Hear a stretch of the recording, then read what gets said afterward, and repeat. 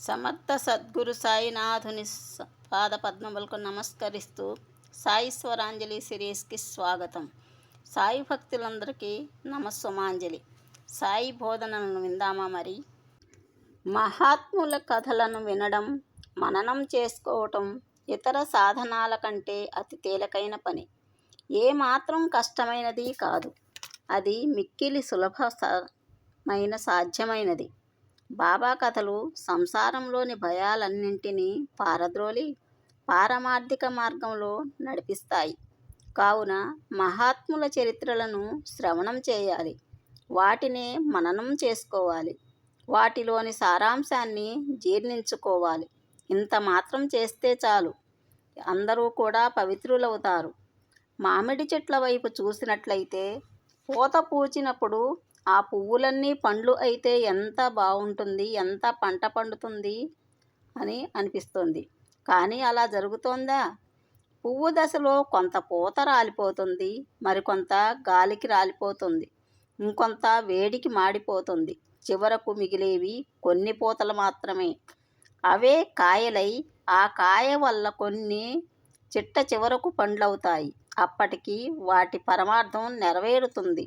గురువును చివరి వరకు అంటిపెట్టుకొని ఉండే శిష్యుడే ఆ పండ్ల మాదిరిగా ఆత్మ సాక్షాత్కారాన్ని పొందుతాడు. ఎవరైతే ఇతరులను నిందిస్తారో వారు నన్ను హింసించిన వారవుతారని గుర్తుంచుకోండి. ఎవరైతే బాధలను అనుభవిస్తారో, వాటిని ఓర్చుకుంటారో వారు నాకు మిక్కిలి ప్రీతిపాత్రులు.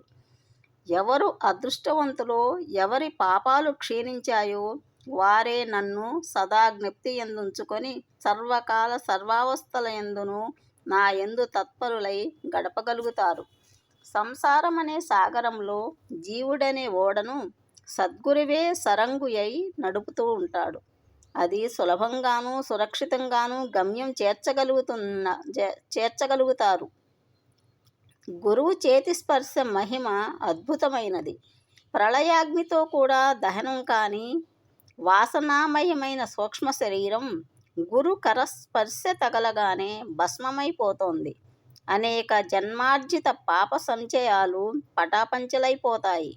ఆధ్యాత్మిక సంబంధ విషయాలపై ఆసక్తి లేని వారు కూడా గురువాక్కు వింటే నెమ్మది పొందుతారు. నేనే పరబ్రహ్మ స్వరూపమనే స్ఫురణ మేల్కొని ఆత్మ సాక్షాత్కార ఆనందాన్ని కలిగిస్తోంది.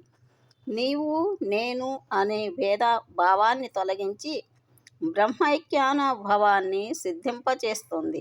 భగవంతుని పట్ల అచంచల విశ్వాసం, తీవ్రమైన నిష్కాపటప్యం, మూర్తీభవించిన వైరాగ్యం, నిరాడంబరత, పవిత్రత ఇవే సద్గురువులోని ప్రత్యేక లక్షణాలు. అటువంటి లక్షణాలను మీరు అందిపుచ్చుకోవాలనుకుంటే అవతార పురుషుల సాంగత్యాన్ని పొందగలరు. అటువంటి సాధకులే చివరకు షిరిడీ రాగలుగుతారు. వారే నా పాదధూళిలో పావనులవుతారు. భగవంతుడు ఇచ్చిన శక్తితో మొదట మనం శ్రద్ధగా పనిచేయటం నేర్చుకోవాలి. పూజలు, దైవారాధనలో చిత్తశుద్ధి చూపాలి. యాంత్రికమైన ఆరాధన వల్ల ఫలితం లేదు. శ్రద్ధ మనల్ని ప్రాపంచిక విషయాల్లో, పారమార్థిక జీవితాల్లో ఆధ్యాత్మిక శిఖరాలకు చేరుస్తోంది. శ్రద్ధతో చేసే పని మనకు శక్తిని, శాంతిని ప్రసాదిస్తుంది. మనసు చంచలమైనది, దానిని ఉద్రేకించేలా చేయకూడదు. ఇంద్రియాలు చెలింపవచ్చు, కానీ శరీరాన్ని స్వాధీనంలో ఉంచుకోవాలి. శరీరం సహనం కోల్పోయేలా చేయకూడదు. ఇంద్రియాలు విషయాల వైపు చూస్తాయి, కానీ వాటి వెంట పడకూడదు. మనం ఆ విషయాలను కోరుకోకూడదు. క్రమంగా నెమ్మదిగా సాధన చేయటం వల్ల చంచలత్వాన్ని జయించవచ్చు. ఇంద్రియాలకు మనం లొంగకూడదు, కానీ వాటిని మనం పూర్తిగా స్వాధీనంలో ఉంచుకోలేం కదా. సమయానుకూలంగా వాటిని అణచివేచి సరిగా ఉంచుకోవాలి. మనకు కళ్ళు అందమైన వాటిని చూడటం కోసమే ఉన్నాయి. విషయ సౌందర్యాన్ని నిర్భయంగా ఆ కళ్ళతో చూడవచ్చు. అందుకు భయపడటం కానీ సిగ్గుపడటం కానీ అనవసరం. దురాలోచనలు మనసులో ఉంచుకోకూడదు. మనఃపూర్వకంగా భగవంతుని సుందరమైన సృష్టిని చూడాలి. ఆ విధంగా ఇంద్రియాలను సులభంగా స్వాధీనం చేసుకోవచ్చు. విషయాలను అనుభవించడంలో కూడా మనం భగవంతుడిని గుర్తుంచుకోవాలి.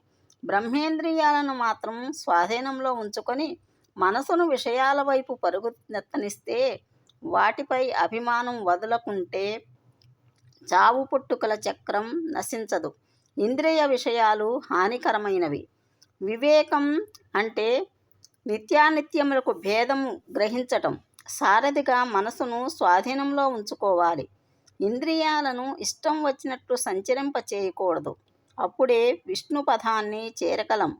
అదే మనం చేరుకోవాల్సిన గమ్యస్థానం. అదే మన నిజమైన ఆవాసం. అక్కడికి వెళితే ఇక తిరిగి రావడం అంటూ ఉండదు.